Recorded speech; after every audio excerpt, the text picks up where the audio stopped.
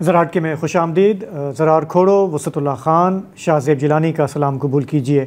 हमारे मुल्क में बेशतर लोगों को पीने का साफ़ पानी मैसर नहीं। ये कोई ब्रेकिंग न्यूज़ नहीं है, लेकिन आए दिन कभी कभी ऐसी ख़बरें आती हैं कि हमें एहसास होता है कि हम इस मुल्क में किस तरह से जी रहे हैं। हमारे यहाँ जो बीमारियों का जो तनासुब है उसका कितना अमल दखल सिर्फ इस एक वजह से है कि हमारे यहाँ पानी कितना कंटेमिनेटेड है।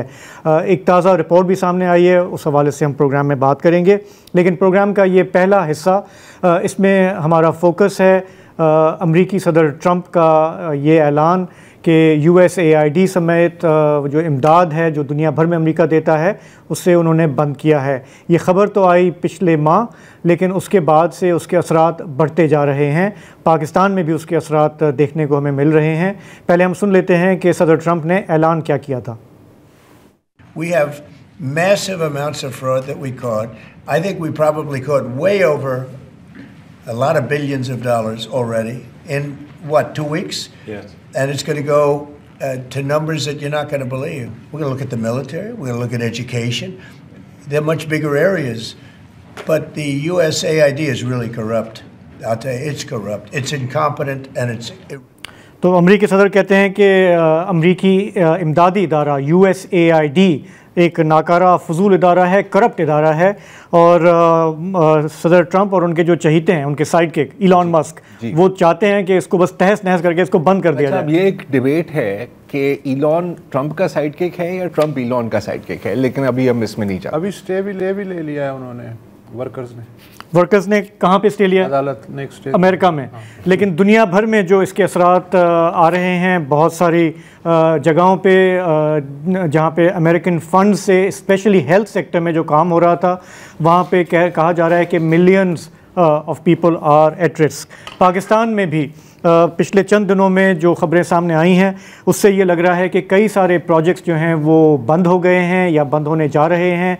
हज़ारों लोगों को फ़ारिग किया गया है जो किसी न किसी तरह से इन प्रोजेक्ट्स में काम कर रहे थे, चाहे वो हेल्थ में हो, चाहे वो एजुकेशन में हो। जो बड़े प्रोजेक्ट्स जिसमें US फंडिंग का बड़ा कलियदी रोल है वो है हमारे यहाँ पोलियो का जो काम चल रहा है, ट्यूबरकुलोसिस को कंट्रोल करने का जो चल रहा है, HIV एड्स का मामला है।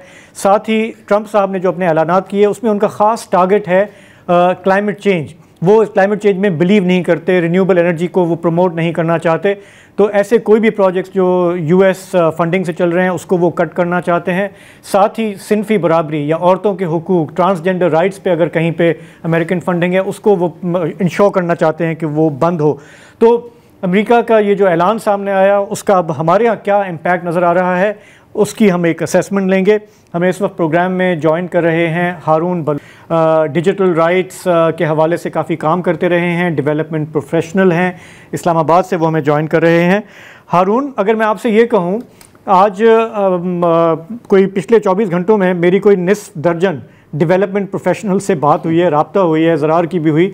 उनमें से बेशतर, उनमें बड़े नामी ग्रामी नाम हैं, उन्होंने बहुत ही क्लियरली हमें कहा कि जी सॉरी हम आके बात नहीं कर सकते। गो कि सब ने ये कंफर्म किया कि उनका काम कितना बुरी तरह से मुतासिर हो रहा है। मैं आपको वेलकम करता हूँ प्रोग्राम पे। आपका एक्सपीरियंस क्या है? आप अपने आसपास इस्लामाबाद में क्या सुन रहे हैं, क्या देख रहे हैं? Thank you Shahzeb.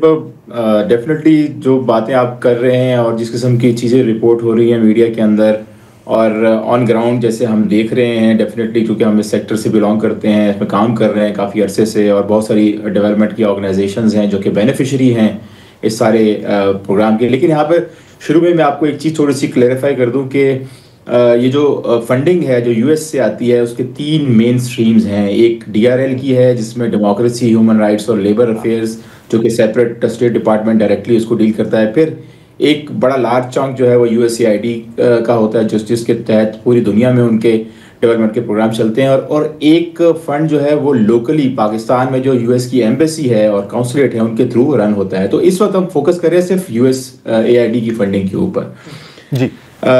जो पाकिस्तान के अंदर जो बहुत सारी डेवलपमेंट की ऑर्गेनाइजेशंस हैं, सिर्फ डेवलपमेंट की ऑर्गेनाइजेशन से मतलब ये नहीं कि जो सिविल सोसाइटी या NGOs है, बल्कि बहुत सारी ऐसी सोशल एंटरप्रेन्योर्स की भी ऑर्गेनाइजेशंस हैं जहां पर USAID की फंडिंग है। और बहुत सारी ऐसी ऑर्गेनाइजेशंस भी हैं जो कि इंफ्रास्ट्रक्चर डेवलपमेंट में भी कर रही हैं, और उनकी भी जो फंडिंग है वो USAID से आती है। अब इसके अंदर जो मोटे मोटे एरियाज में आपको गिनवा दूँ, उसके अंदर बहुत बड़ा प्रोग्राम जो पाकिस्तान में चलता है, जिसमें गवर्नमेंट ऑफ पाकिस्तान के साथ मिलकर इन कोलैबोरेशन वो काम करते हैं, और local organisations, grass root organisations भी इसके अंदर इसका हिस्सा होती हैं।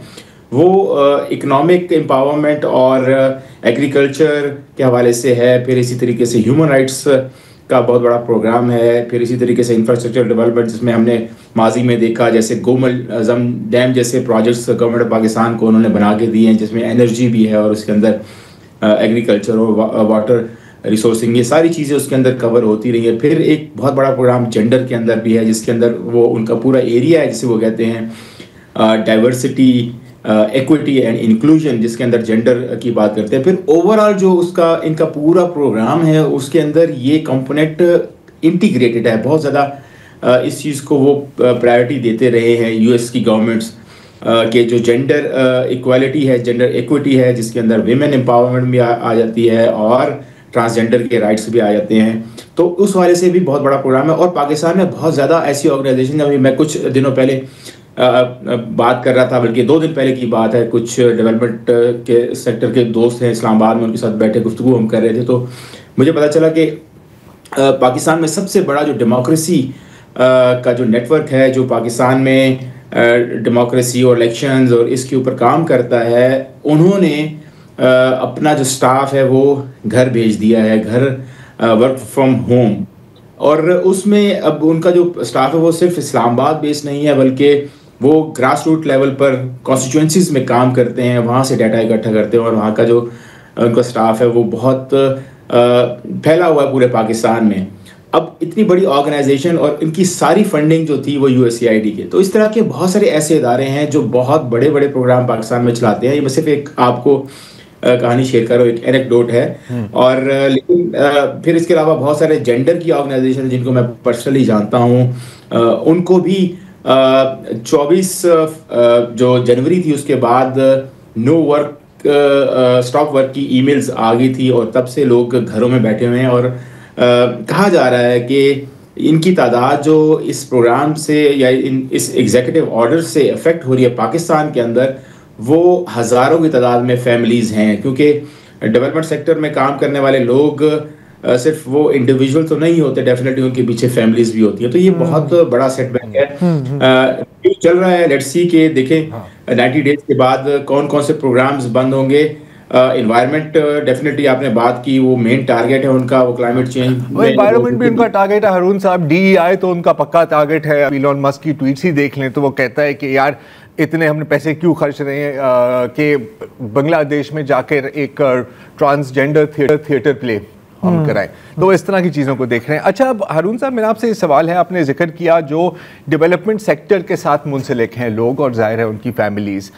अब एक तो मैं बात करना चाह रहा हूँ जो रेसिपिएंट्स थे USAID के। अब एक तो है एडवोकेसी ऑर्गेनाइजेशंस, जैसे आपने इस तंजीम की बात की, आपने डेमोक्रेसी की बात की, ह्यूमन राइट्स वगैरह, ये एक अलग चीज़ है जिनको डायरेक्ट सर्विसेज मिल रही थी। और यहाँ पर मैं बिलखसूस हेल्थ की बात कर रहा हूँ। थर में, चित्राल में, गिलगित बल्तिस्तान में बहुत ऐसे ऑपरेशंस थी जो USAID के थ्रू ही चल रही थी। अब मैं पूरी लिस्ट नहीं दूंगा।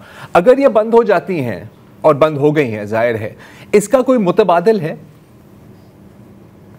इस वक्त मखौड़ साहब एक बड़ा इंपॉर्टेंट सवाल है, और यही चीज़ एग्जैक्टली डेवलपमेंट सेक्टर के लोगों के दरमियान डिस्कस हो रही है कि अल्टरनेट वेज क्या हैं। क्योंकि पाकिस्तान जैसे डेवलपिंग कंट्रीज़ के अंदर जो सारा मॉडल है डेवलपमेंट का, डेफिनेटली वो गवर्नमेंट सब कुछ नहीं कर सकती है। और ग्रास रूट लेवल के जो एरियाज़ हैं, फॉर एग्जांपल जो बलूचिस्तान के बहुत दूर दराज के एरियाज़ हैं, वहाँ पर तो गवर्नमेंट क्या वो पता है कि वहाँ पर गवर्नेंस के जो इश्यूज़ हैं वो किस नौइयत के हैं। फिर गिलगित बल्तिस्तान हो गया, आज़ाद कश्मीर हो गया, बहुत सारे और ऐसे एरियाज़ हैं कि जहाँ पर गवर्नमेंट शायद वो खुद से ना उनके इतनी कैपेसिटी है और ना उनके पास इतनी फंडिंग है। तो ये जो इम्पैक्ट है वो बहुत बड़ा आएगा। और डेफिनेटली आपने बात की हेल्थ की और एजुकेशन की, USAID का बहुत बड़ा प्रोग्राम खुसूसन गर्ल्स की एजुकेशन के ऊपर बहुत फोकस था उनका पाकिस्तान के अंदर। और प्राइमरी लेवल के अंदर जो इनरोलमेंट है लड़कियों की स्कूलों के अंदर, उस वाले से वो बड़ा फोकस करते थे। अल्टरनेट मॉडल की बात आपने की, तो अभी जो चीज़ें हम तक, जो इन्फॉर्मेशन हमें दूसरे डोनर एजेंसीज हैं उनके थ्रू हम तक पहुंची है, सारे जो फॉर एग्जांपल यूरोपियन कंट्रीज हैं, यूरोपीय यूनियन है, वो उस वक्त ये सारे कंट्रीज भी बहुत ज़्यादा ओवरस्ट्रेच्ड हैं, बहुत ज़्यादा एग्जॉस्टेड है अपनी फंडिंग के अंदर। लेकिन आज एक छोटी खबर एक अच्छी आई है, यूरोपियन यूनियन की जो डेलीगेशन है पाकिस्तान में काम कर रहा है, उन्होंने आज एक विमेन एम्पावरमेंट के ऊपर, गर्ल्स की एजुकेशन के ऊपर एक प्रोग्राम के हवाले से उन्होंने ओपनिंग की है। So that's a little breathing space, but not enough obviously.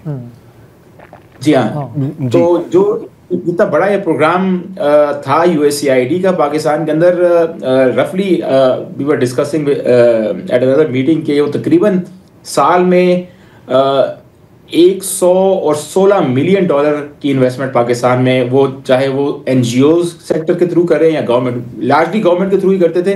लेकिन इतना बड़ा अल्टरनेट मेरे ख्याल में अभी तक कोई ऐसा नहीं होगा कि या अभी तक हमने सुना नहीं है कि इतना बड़ा कोई रिप्लेसमेंट कोई कर सकेगा। अच्छा, ये सब इतना गैर मामूली है कि जो लोग अफेक्ट हो रहे हैं, जब वो अपना अप द फूड चेन पूछ रहे हैं कि जी हम क्या करें, हमें कुछ नहीं पता, तो टोटल खामोशी है। मतलब USAID के जो लोग हैं या जो सिफारत खाना है, वो लोगों को रिस्पॉन्ड भी नहीं कर रहा। अच्छा, ये बात उन्हें खुद भी तो नहीं, उन्हें खुद नहीं पता अभी। अच्छा, ये बात USAID तक महदूद नहीं है। अभी मेरी बात हो रही थी, एक हमारे दोस्त हैं इन द US, उनके काफ़ी रिलेशन रहते हैं मुख्तलिफ इस तरह के प्रोग्राम्स के साथ, कह रहे हैं वहाँ की पूरी वफाकी हुकूमत में किसी को नहीं पता कि कल मेरी नौकरी है या नहीं है, मेरी डिपार्टमेंट होगी या नहीं होगी। हारून साहब, ये आपको नहीं लगता कि एक लिहाज से अमेरिका ने एक ओन गोल कर दिया है?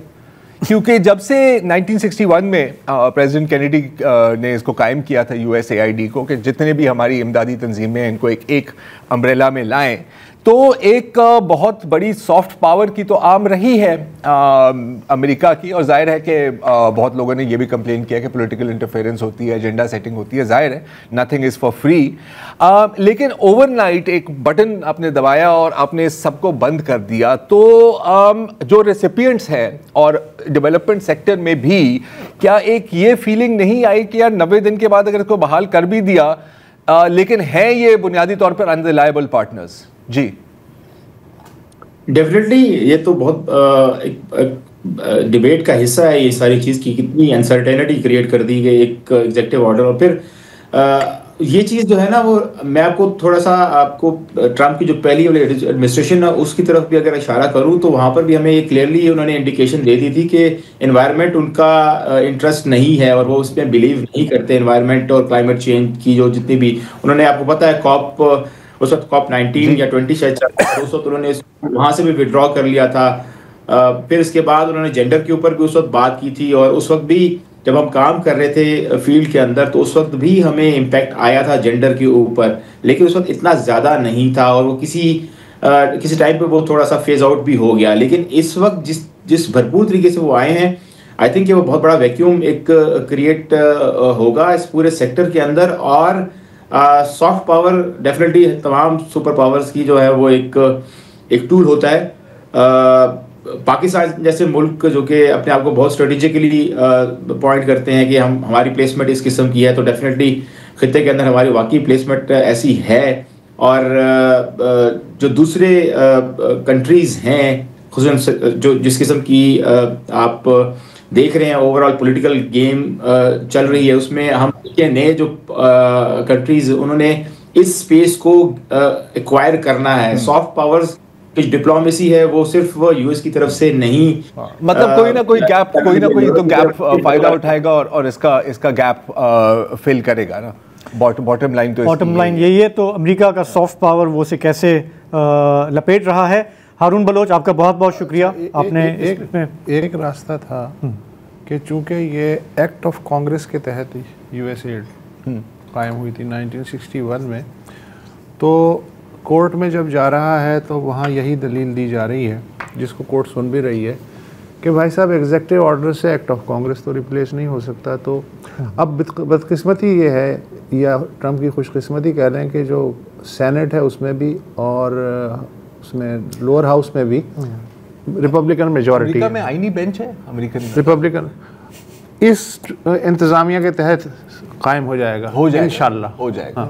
और ट्रम्प ही शायद बैठेंगे वहाँ पे। तो वहाँ भी पहले होता था ना कि एक हाउस डेमोक्रेट्स के पास है, एक रिपब्लिकन के पास है जी, अब वो कहानी भी नहीं है। हाँ। तो मुझे तो ये मुस्तकबिल। अब मैं आपको यहाँ का मैं बताऊँ ना, जो हमने मेरी जो बात हुई है वहाँ पे सब ये मान के चल रहे हैं कि ये 90 डेज़ वाला झांसा है, वो ऑलरेडी एक थिंग्स आर इन मोशन, वो लपेट रहे हैं, वो ख़त्म कर रहे हैं। और ख़ास करके ये जो 2-4 फील्ड्स हैं जिसमें ट्रंप को ज़्यादा फोकस करना है, उसमें तो वो उनका आसरा उन्होंने ख़त्म कर दिया। अच्छा, सारी कहानी ये है कि ये जो 2 लाख के करीब असामियों का एस्टीमेट है सरकारी सेक्टर में, ये ख़त्म हो जाएंगी।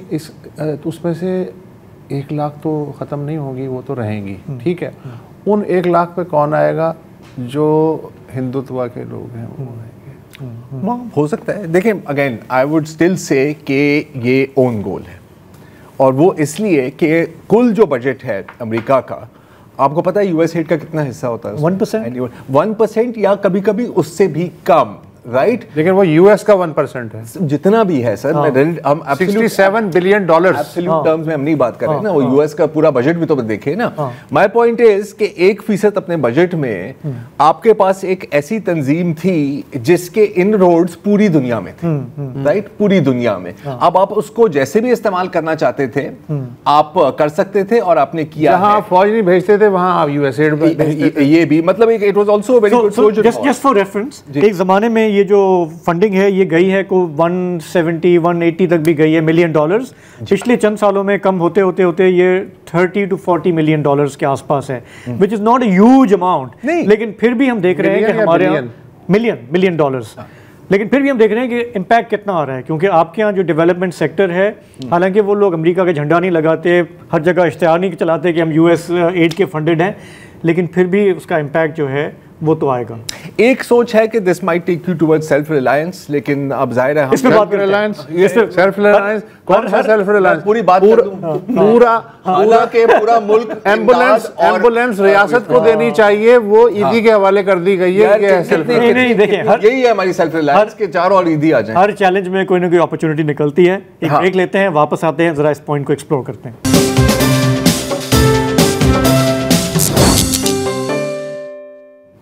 Welcome back. अच्छा, अगर आपके इक़दामात पर आपके मुखालफिन आपकी तारीफ़ करने लगे तो बंदे को थोड़ा सा सोचना चाहिए कि यार मैं कोई भड़ तो नहीं कर रहा।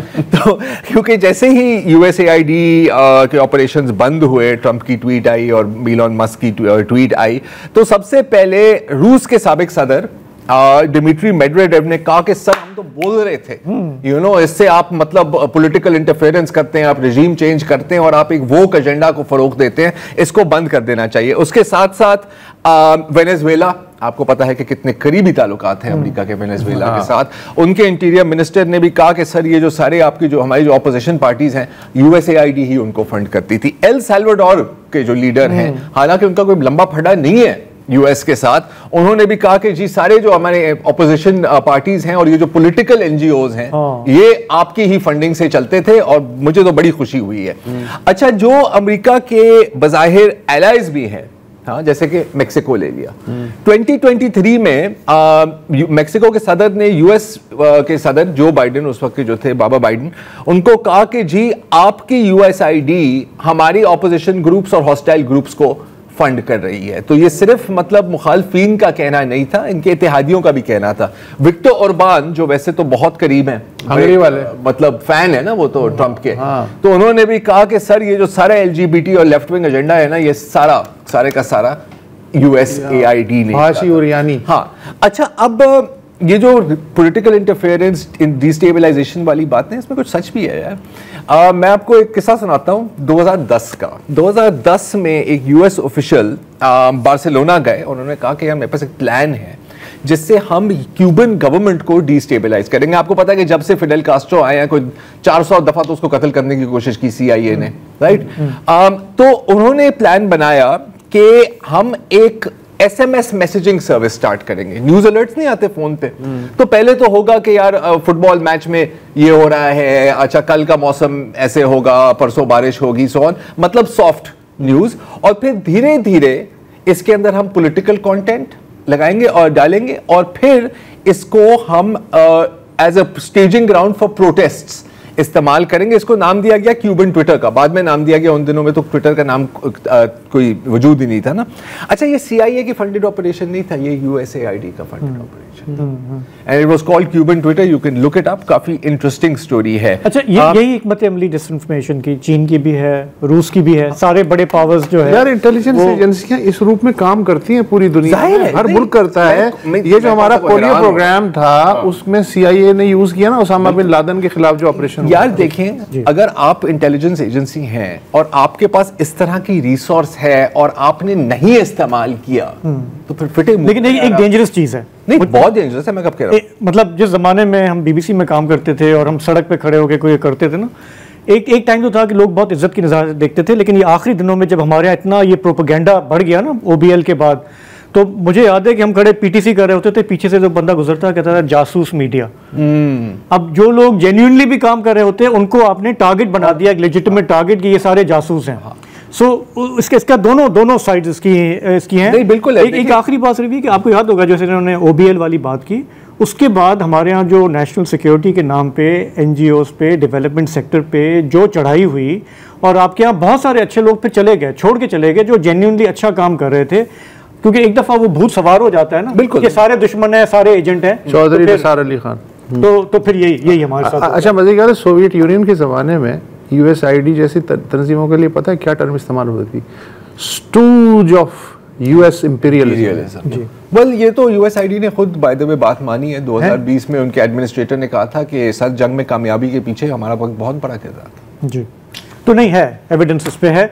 हम यहाँ पे लेंगे ब्रेक, वापस आएंगे तो बात करेंगे अपने मुल्क के पानी की, कि वो किस तरह से हमारी ज़िंदगियों को अपनी लपेट में ले रहा है।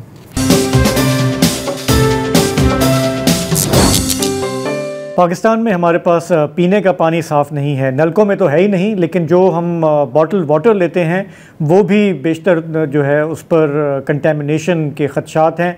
अभी एक ताज़ा रिपोर्ट सामने आई पिछले हफ्ते ही, Pakistan council for research in water resources ये क्वार्टरली रिपोर्ट जारी करते हैं, पूरे मुल्क में सर्वे कई साल से करते हैं और पूरे मुल्क से सैंपल्स जमा करते हैं। उन्होंने कहा कि जी कि हमने जितने सैंपल्स जमा किए, पता चला कि 28 ब्रांड ऐसे हैं बॉटल वाटर के जिनका पानी जो है उसमें माइक्रो बायोलॉजिकल ऑर्गेनिजम्स हैं, केमिकल कंटेमिनेशन है, वगैरह वगैरह। इससे पहले पिछले साल के आखिर में भी उन्होंने इस तरह का सर्वे किया था और उस वक्त उन्होंने कहा था कि 30 ब्रांड ऐसे हैं और पूरी उन्होंने लिस्ट जारी की जिनका पानी जो है वो अनफिट फॉर ह्यूमन कंजम्पशन है। अच्छा, ये रिपोर्ट्स जो हैं हर 4 महीने बाद आती हैं, खबर छपती है, हम सब पढ़ते हैं, फिर हम आगे बढ़ जाते हैं। हाँ, इसमें मैं बस एक चीज़, अगर आप समझ रहे हैं कि हम इन ब्रांड्स का नाम नहीं लेना चाह रहे, ऐसा नहीं है। बहुत ज़्यादा लंबी लिस्ट है इसलिए हम नहीं ले लें, लेकिन अगर आप इनकी वेबसाइट पर जाएं या डॉन में भी इस पर रिपोर्टिंग हुई है तो पूरी वहाँ पर लिस्ट मौजूद है।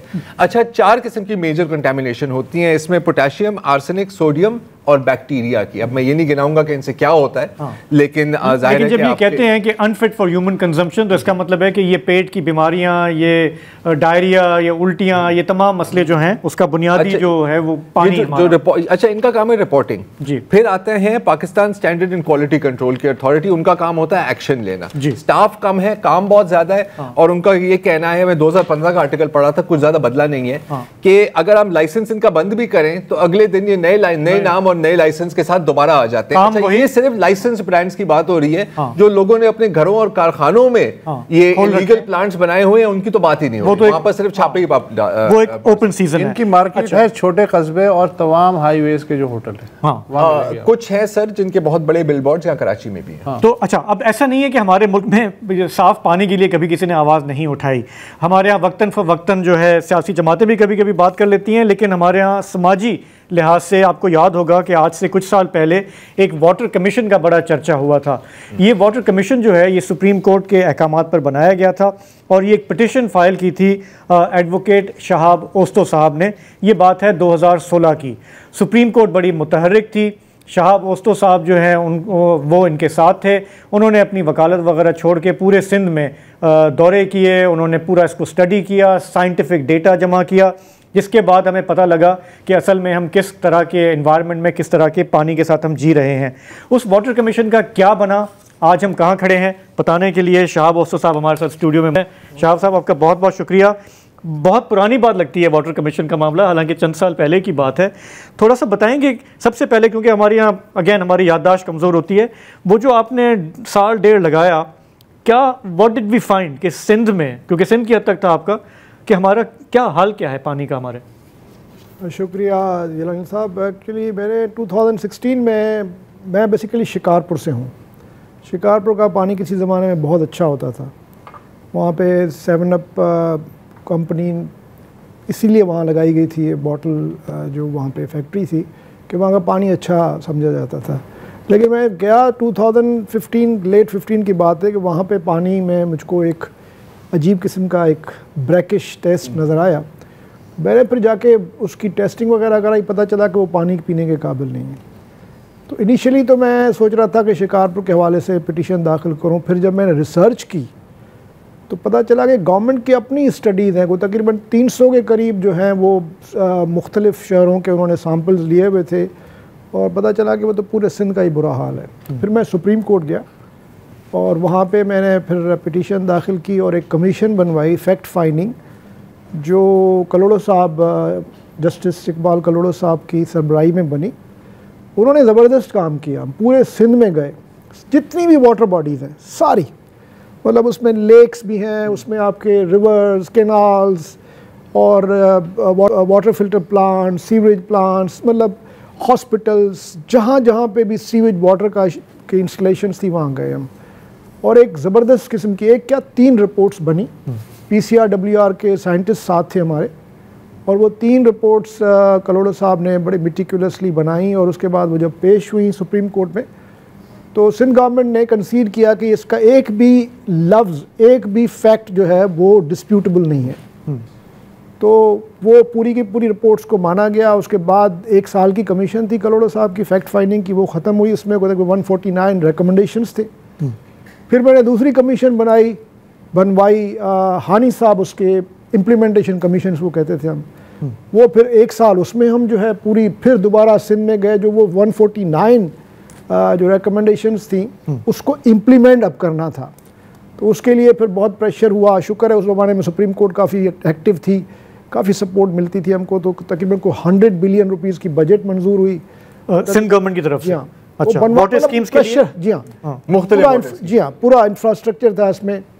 और तकरीबन 20 बिलियन तो रिलीज़ भी हो गए थे। तो फिर काम शुरू हुआ, और आप यकीन करें कि मैं पहले आपको बताऊं कि हाल क्या था जब हमने कमीशन बनवाई थी। पूरे सिंध में तकरीबन कराची छोड़ के 32 के करीब वाटर फिल्टर प्लांट्स थे, एक भी नहीं चल रहा था। 0 out of 32। जी।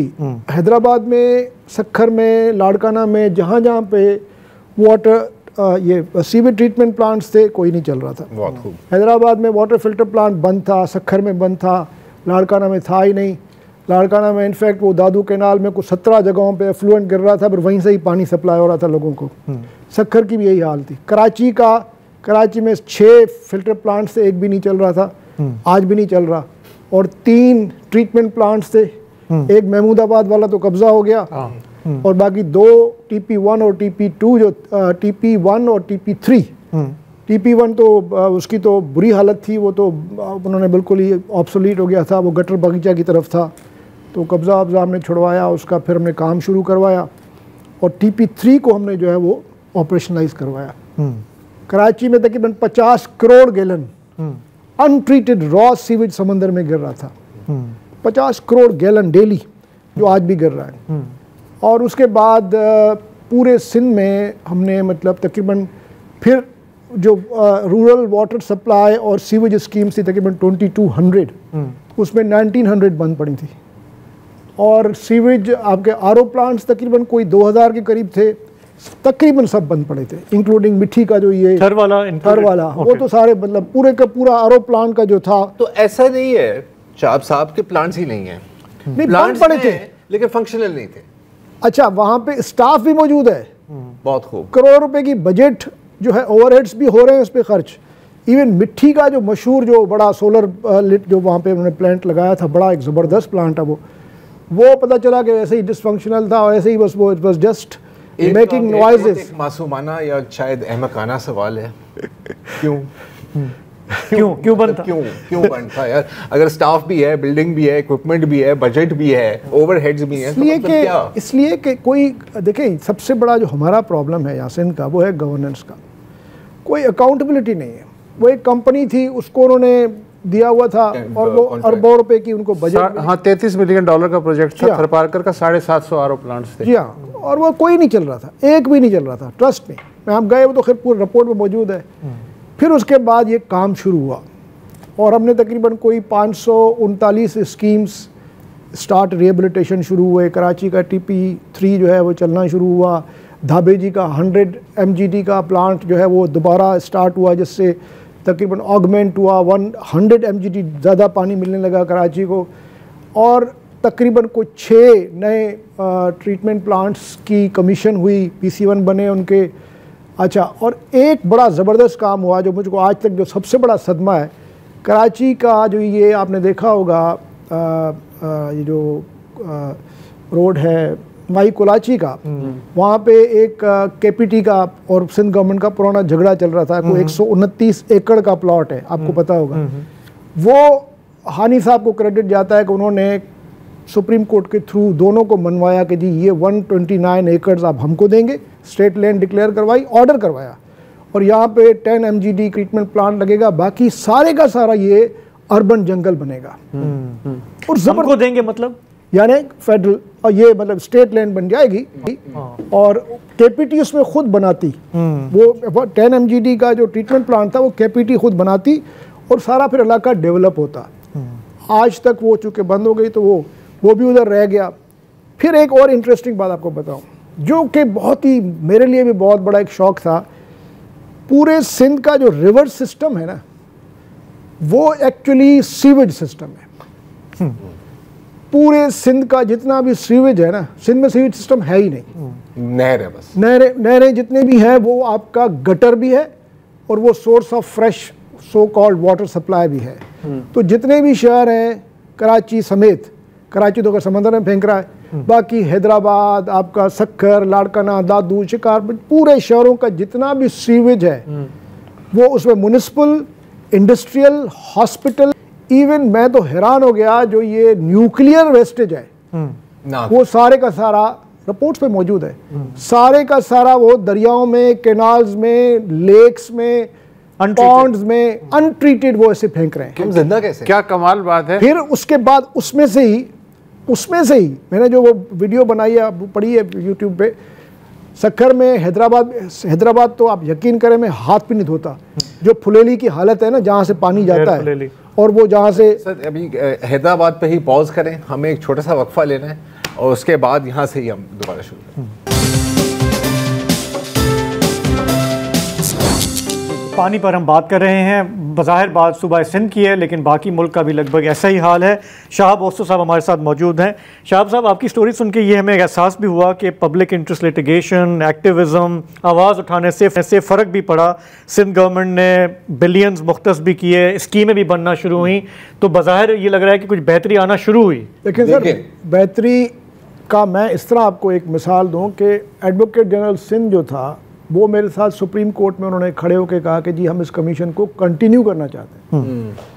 अच्छा, उसके बाद जब हानी साहब की कमीशन ख़त्म हुई 1 साल के बाद, यहाँ तकरीबन 2.25 साल लगे पूरे इस प्रोसेस में और काम तेज़ी से चल रहा था।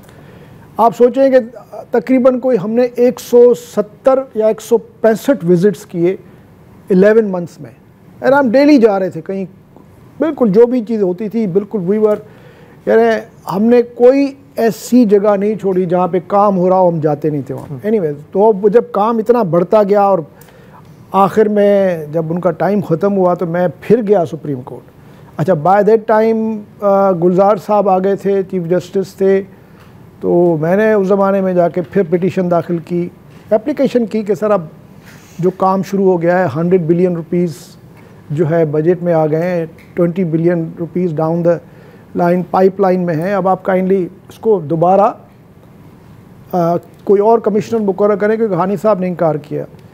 बंदयाल साहब के पास मेरी लगी, बंदयाल साहब, जस्टिस मुनीब और इजाज़ुल हसन साहब की बेंच थी, उन्होंने बहुत अप्रिशिएट किया क्योंकि उनके सामने रिपोर्ट्स थी सारी, और ख़ुद सिंध गवर्नमेंट कह रही थी कि बेशक चले। तो उन्होंने कहा कि ओस्तो साहब आप इस तरह करें कि आप जाएँ सिंध जाएं, मैं इस्लामाबाद गया था और जाके हम एक हफ्ते में बताएं किसको कमिश्नर लगाना है। आप उनको भी कहा, एडवोकेट जनरल साहब को भी। हम आए, हमने आके करोड़ो साहब के पास गए, मैं और तालिबुद्दीन साहब थे एडवोकेट जनरल, उनको रिक्वेस्ट की। करोड़ो साहब ने कहा कि भाई मैं जुडिशल काम नहीं कर सकूँगा। फिर हम गए चीफ जस्टिस के पास सिंध के, उनसे रिक्वेस्ट की, उन्होंने कहा ठीक है। हमने कहा कम से कम 1 साल के लिए दे दें, तो सारा काम हो गया।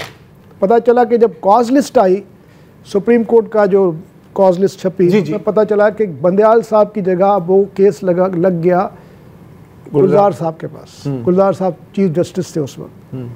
तो उस वक्त ही मैं थोड़ा परेशान हुआ कि कुछ गड़बड़ ज़रूर है। तो खैर वहाँ पे गए, पूरी सिंध की जो है तकरीबन 7-8 सेक्रेटरीज थे, पूरी ब्यूरोक्रेसी थी वहाँ पे।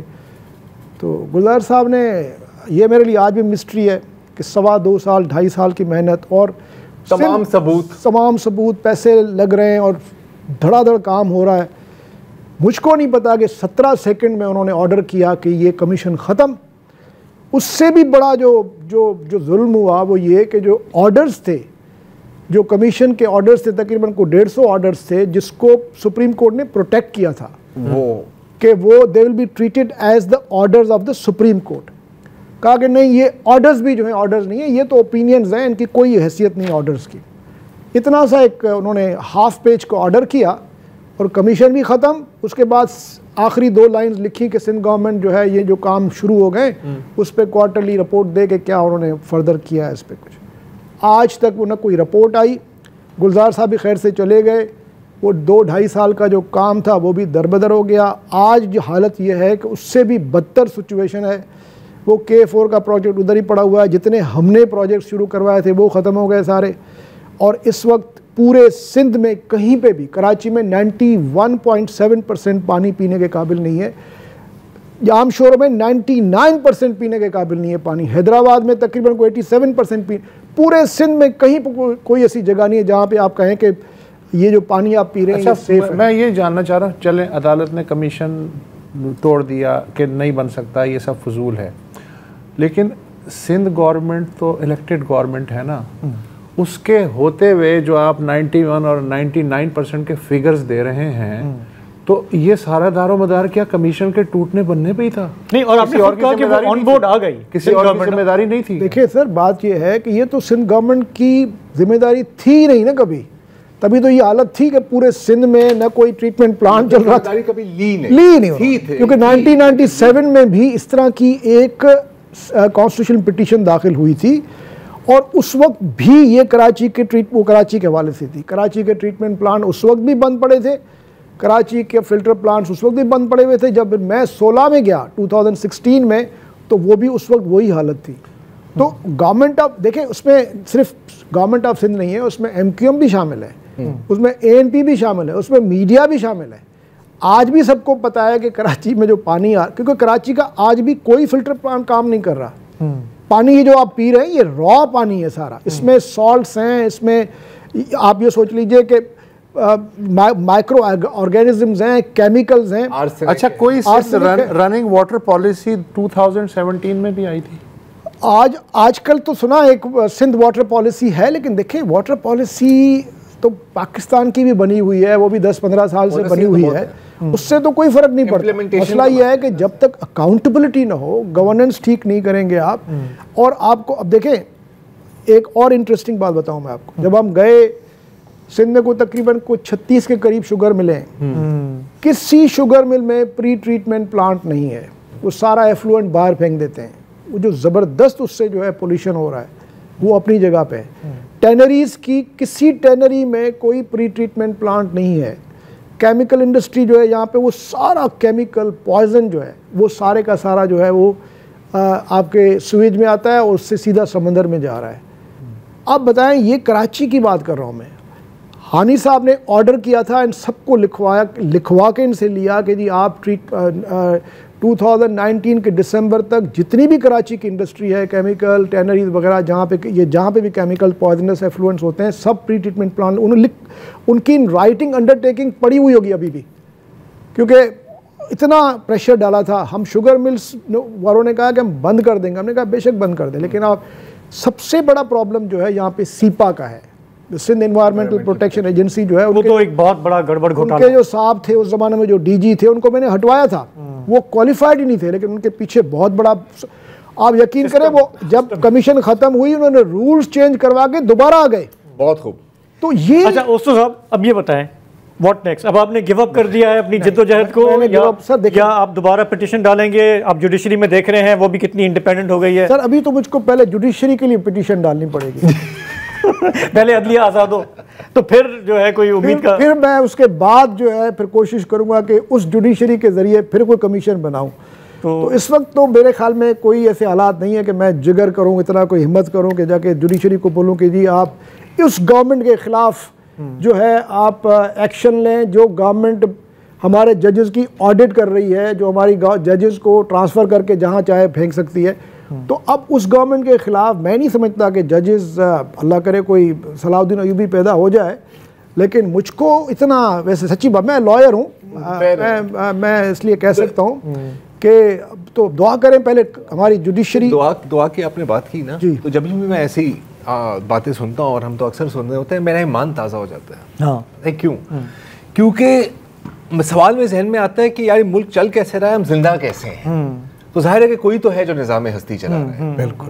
लेकिन मुझे आज इनकी बात सुन के ये भी लगा कि जब हम अक्सर ये सुप्रीम कोर्ट के जजेस की बात कर रहे होते हैं, हमें लगता है कि ये आम लोगों के मसाइल से बड़ा ऊपर की बात है, लेकिन घूम फिर के बात यहीं पे आती है ना कि अगर आपकी अदलिया, आपके एक जज ने कमीशन बनाया तो इतना काम हो गया, दूसरे ने आगे कमीशन उड़ा दिया तो काम वहीं ठप हो गया। देखिए, अगर कमीशन आपने उड़ाया इस वजह से उड़ाया कि जी ये जुडिशरी का काम नहीं है, ठीक है, फिर तो मैं भी मानता हूँ, ठीक है, लेकिन आपने तो वही खुद कराची में आके किया कि जी ये करो, टावर सर, अब खुद जुडिशियल एक्टिविज्म कर रहे हैं आप, या तो कोई प्रिंसिपल सेट करें, या कोई प्रिंसिपल। तो ये इस वजह से, अब देखें पब्लिक इंटरेस्ट का मैटर था।